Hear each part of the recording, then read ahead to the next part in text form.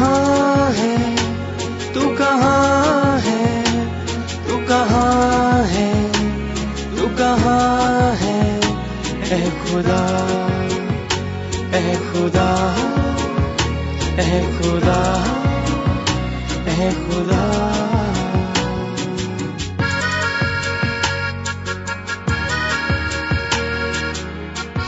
خدا کی تلاش. آج ہمیں اپنے ارد گرد کوئی نہ کوئی ایسا شخص ضرور ملے گا جو خدا کے وجود سے انکاری ہے، یعنی ملحد ہے. ان کی ملحدانہ سوچ کے پیچھے کیا محرکات ہیں ہم نہیں جانتے، مگر ہم اتنا جانتے ہیں کہ شاید خدائے واحد کے بارے میں ان کا علم ناقص و کمزور ہے، جس کی وجہ سے وہ خدا کے وجود ہی سے انکاری ہو گئے. آپ کے لیے ہم نے پروگراموں کا ایک ایسا سلسلہ شروع کیا ہے جس کو سن کر آپ سچے، پاک، واحد آسمانی خدا کی خصوصیات کو جان کر ملحدانہ سوچ سے بچ سکتے ہیں. تو آئیے سنتے ہیں پروگرام خدا کی تلاش.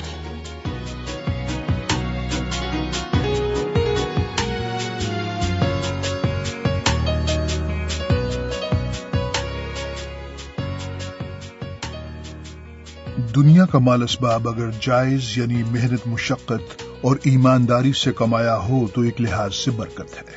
لیکن ہمارے ساتھ مسئلہ یہ ہے کہ ہم لوٹ مار، رشوت خوری، دھوکہ دہی اور بے ایمانی سے کمائی ہوئی دولت کو بھی برکت کا نام دیتے ہیں.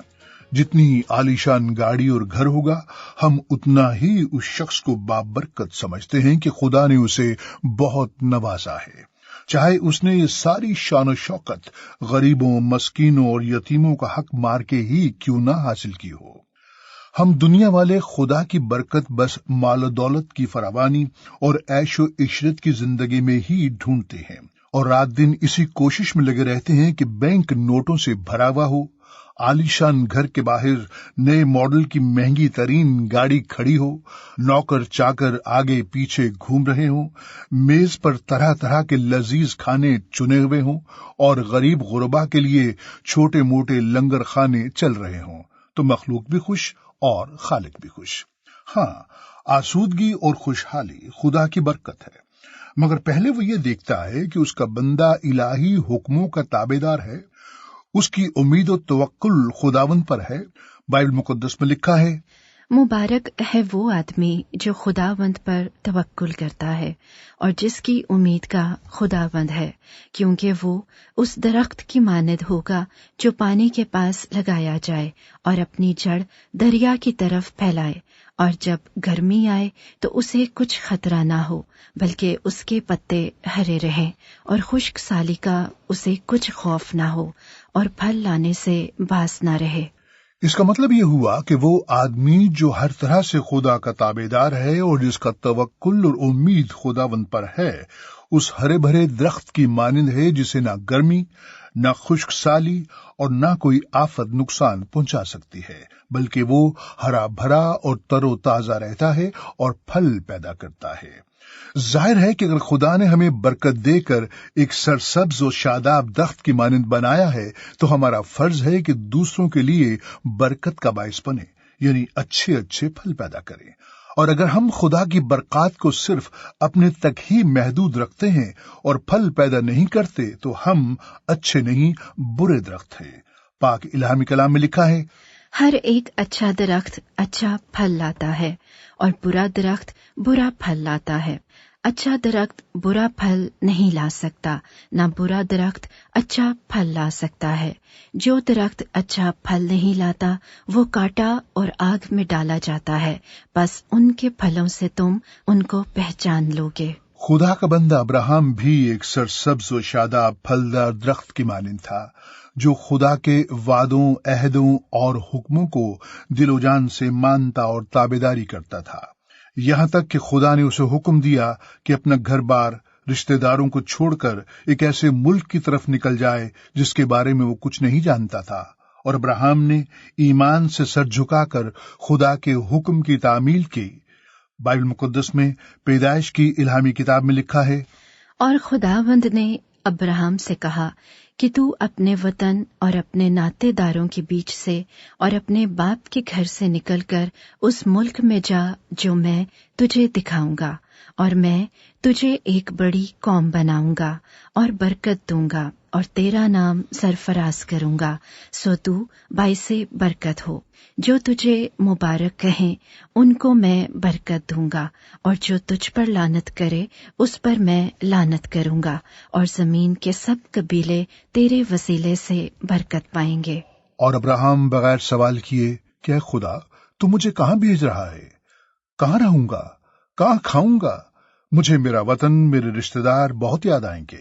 مگر اس نے کوئی ایسا سوال خدا سے نہیں کیا، بلکہ ایمان سے سر جھکا کر خدا کی بات مانی، اور خدا نے بھی اسے بہت برکت دی۔ شاید آپ سمجھیں کہ یہ برکت زمین کے قبیلوں کے لیے ایک ظاہری برکت تھی کہ بس کماؤ، کھاؤ اور سو جاؤ، نہیں، بلکہ یہ غیر قوموں کو خدا کے بیٹے مسیح یسوع کے وسیلے سے ملنے والی اس عظیم روحانی برکت کی طرف اشارہ ہے جس کی وضاحت پولس رسول اپنے الہامی خط میں یوں کرتا ہے۔ مسیح جو ہمارے لیے لعنتی بنا، اس نے ہمیں مول لے کر شریعت کی لعنت سے چھڑایا، کیونکہ لکھا ہے کہ جو کوئی لکڑی پر لٹکایا گیا وہ لعنتی ہے، تاکہ مسیح یسوع میں ابراہیم کی برکت غیر قوموں تک بھی پہنچے، اور ہم ایمان کے وسیلے سے اس روح کو حاصل کریں جس کا وعدہ ہوا ہے۔ اس کا مطلب یہ ہوا کہ خدا کی روح وہ برکت ہے جس کا وعدہ خدا نے ابراہیم کے وسیلے تمام قوموں کے لیے کیا تھا، اور بعد میں ایمانداروں نے مسیح یسوع میں ایمان کے وسیلے سے حاصل کیا۔ جب ایک گناہگار اپنے گناہوں سے معافی اور بپتسمہ پاتا ہے تو مسیح یسوع میں خدا کے پاک روح کا وعدہ اس میں پورا ہوتا ہے، یعنی خدا کا مسیح یسوع میں مجسم ہونا، صلیب پر جان قربان کرنا، مردوں میں سے جی اٹھنا، آسمان پر زندہ اٹھایا جانا اور پاک روح کا نازل ہونا ہمارے لیے ایسی برکت ہے جس کا پھل ہماری زندگی میں محبت، خوشی، اطمینان، تحمل، مہربانی، نیکی، ایمانداری، حلم، پرہیزگاری پیدا کرتا ہے، اور ہم ایک سرسبز و شاداب درخت بن جاتے ہیں اور پھل پیدا کرنے سے کبھی باز نہیں رہتے۔ یہ ہم انسانوں کے لیے کتنی بڑی برکت ہے کہ خدا باپ، بیٹا اور روح بن کر ہمارے اندر ہمیشہ سکونت کرتا ہے۔ مگر خدا نے ابراہیم سے صرف روحانی برکت کا نہیں بلکہ جسمانی برکت کا بھی وعدہ کیا۔ پاک الہامی کلام میں لکھا ہے، تب خداوند نے ابراہیم کو دکھائی دے کر کہا کہ یہی ملک میں تیری نسل کو دوں گا، اور اس نے وہاں خداوند کے لیے جو اسے دکھائی دیا تھا ایک قربان گاہ بنائی۔ پھر خداوند خدا نے ابراہیم سے کہا، کیونکہ یہ تمام ملک جو تو دیکھ رہا ہے میں تجھ کو اور تیری نسل کو ہمیشہ کے لیے دوں گا۔ اور ایک اور مقام پر خداوند خدا ابراہیم کو برکت دیتے ہوئے کہتا ہے، اور میں تجھ کو اور تیرے بعد تیری نسل کو کنعان کا تمام ملک جس میں تو پردیسی ہے ایسا دوں گا کہ وہ دائمی ملکیت ہو جائے۔ اور خدا نے ابراہیم کے وسیلے اس کے بیٹے اسحاق کو بھی یوں برکت دی، تو اسی ملک میں قیام رکھ اور میں تیرے ساتھ رہوں گا اور تجھے برکت بخشوں گا، کیونکہ میں تجھے اور تیری نسل کو یہ سب ملک دوں گا، اور میں اس قسم کو جو میں نے تیرے باپ ابراہیم سے کھائی پورا کروں گا، اور میں تیری اولاد کو بڑھا کر آسمان کے تاروں کی مانند کر دوں گا، اور یہ سب ملک تیری نسل کو دوں گا، اور زمین کی سب قومیں تیری نسل کے وسیلے سے برکت پائیں گی۔ ابراہیم کو ملنے والی یہ تمام جسمانی برکات در حقیقت مسیح میں وعدے کے موافق نئے آسمان اور نئی زمین کی برکت کی طرف اشارہ ہے، جیسا کہ پطرس رسول کہتا ہے، لیکن اس کے وعدے کے موافق ہم نئے آسمان اور نئی زمین کا انتظار کرتے ہیں جن میں راست بازی بسی رہے گی۔ اس کا مطلب یہ ہوا کہ مسیح یسوع ہی ہے جس کے وسیلے سے ہم نئے آسمان اور نئی زمین کا انتظار کرتے ہیں۔ خدا کے وعدے کے موافق راست بازی میں بسنے کی برکت ابراہیم کو ملنے والی سرسبز و شاداب زمین کی برکت کا ایک عکس ہے۔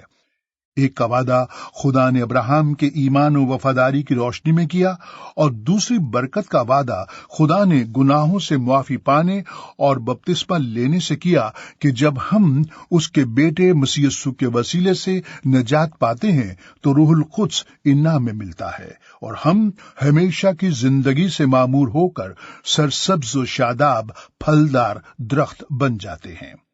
خدا سے برکت پانے کی بنیاد اس پر مکمل ایمان اور وفاداری ہے۔ جس طرح ابراہیم نے خدا کے حکم کے سامنے سر جھکا دیا، اسی طرح ہمارا بھی فرض ہے کہ اس کے ہر حکم کی تابعداری کریں تو مسیح یسوع یعنی خدا کا پاک روح ہم میں سکونت کرے گا، اور اگر مسیح یسوع ہم میں سکونت کرے گا تو پھر ہم کسی اور برکت کے محتاج نہیں رہیں گے۔ آئیے دیکھتے ہیں کہ یسایہ نبی اپنے پاک الہامی صحیفے میں مسیح یسوع کے بارے میں کیا پیشن گوئی کرتا ہے۔ اور یسی کے تنے سے ایک کونپل نکلے گی، اور اس کی جڑوں سے ایک بار آور شاخ پیدا ہوگی، اور خداوند کی روح اس پر ٹھہرے گی، حکمت اور خرد کی روح، مصلحت اور قدرت کی روح، معرفت اور خداوند کے خوف کی روح، اور اس کی شادمانی خداوند کے خوف میں ہوگی، اور وہ نہ اپنی آنکھوں کے دیکھنے کے مطابق انصاف کرے گا اور نہ اپنے کانوں کے سننے کے موافق فیصلہ کرے گا، بلکہ وہ راستی سے مسکینوں کا انصاف کرے گا اور عدل سے زمین کے خاکساروں کا فیصلہ کرے گا، اور وہ اپنی زبان کے عصا سے زمین کو مارے گا اور اپنے لبوں کے دم سے شریروں کو فنا کر ڈالے گا۔ اس کی کمر کا پٹکا راست بازی ہوگی اور اس کے پہلو پر وفاداری کا پٹکا ہوگا۔ یسایہ نبی نے اپنی پیشن گوئی میں یسی کا ذکر کیا ہے۔ یسی داؤد نبی کا باپ تھا، اور انہی کی نسل سے مسیح یسوع مقدسہ مریم کے ہاں پیدا ہوئے۔ خدا کا شکر ہے کہ یہ سب خدا کے منصوبے کے عین مطابق ہوا کہ ہم مسیح یسوع کے وسیلے سے نجات پائیں اور خدا کی راست بازی اور وعدے میں شامل ہوں۔ اب فیصلہ آپ کا ہے کہ صرف عارضی دنیاوی برکت میں ہی رہنا چاہتے ہیں جو آج ہے اور کل نہیں، یا ابراہیم کی طرح ایمان و وفاداری سے روحانی اور جسمانی برکت پا کر ہمیشہ رہنے والا سرسبز و شاداب پھلدار درخت بننا چاہتے ہیں، جس کے پتے نہ کبھی مرجھاتے ہیں، نہ اسے پانی کی کمی ہوتی ہے، نہ خشک سالی کا خطرہ ہوتا ہے، اور نہ کاٹے جانے کا خوف، بلکہ وہ کثرت سے پھل لاتا ہے کیونکہ خدا اس کا مددگار ہے۔